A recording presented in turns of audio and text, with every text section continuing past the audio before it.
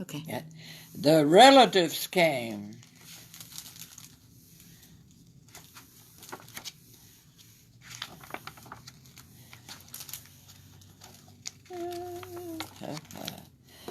It was in the summer of the year when the relatives came. They came up from Virginia. They left when their grapes were nearly purple enough to pick, but not quite. They had an old station wagon that smelt like a real car, and they put an ice chest full of soda pop and some boxes of crackers and some bologna sandwiches and came up from Virginia. They left at 4 in the morning when it was still dark, before even the birds was awake. They drove all day long and into the night, and while they traveled along, they looked at the strange houses and the different mountains, and they thought about all those purple grapes back home. They thought about Virginia, but they thought about us too, waiting for them. So they drank up all their pop and ate up all their crackers, and they traveled all those miles until finally they pulled into our yard and run into the fence. Then it was hugging time. Talk about hugging. Those relatives just pressed us all around their car, pulling us against their wrinkled Virginia clothes, crying sometimes. They hugged us for hours. Then it was into the house, and so much laughing and shining faces and hugging in the doorways. You would have to go through at least 4 different hugs to get from the kitchen to the front room. Those relatives.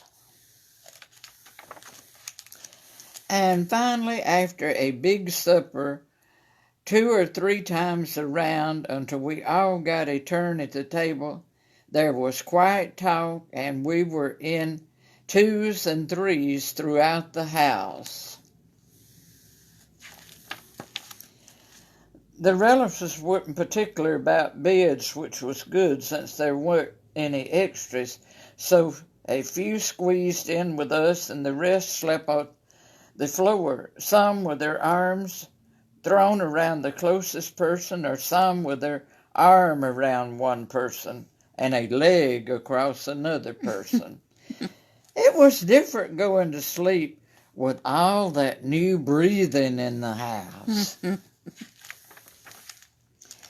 The relatives stayed for weeks and weeks. They helped us tend the garden, and they fixed any broken things they could find. They ate up all our strawberries and melons, then promised we could eat up all their grapes and peaches when we come to Virginia. But more of us thought about Virginia much. We were so busy hugging and eating and breathing together.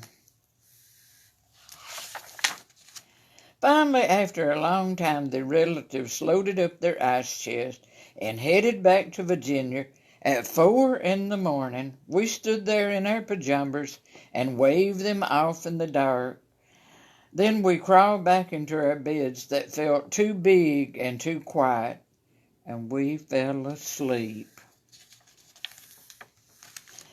And the relatives drove on all day long and into the night, and while they traveled along, they looked at strange houses and different mountains, and they thought about their dark purple grapes waiting for them in Virginia. But they thought about us too, missing them, and they missed us. And when they were finally home in Virginia, they crawled in their silent, soft beds and dreamed about the next summer. And there was their purple grapes. That was good.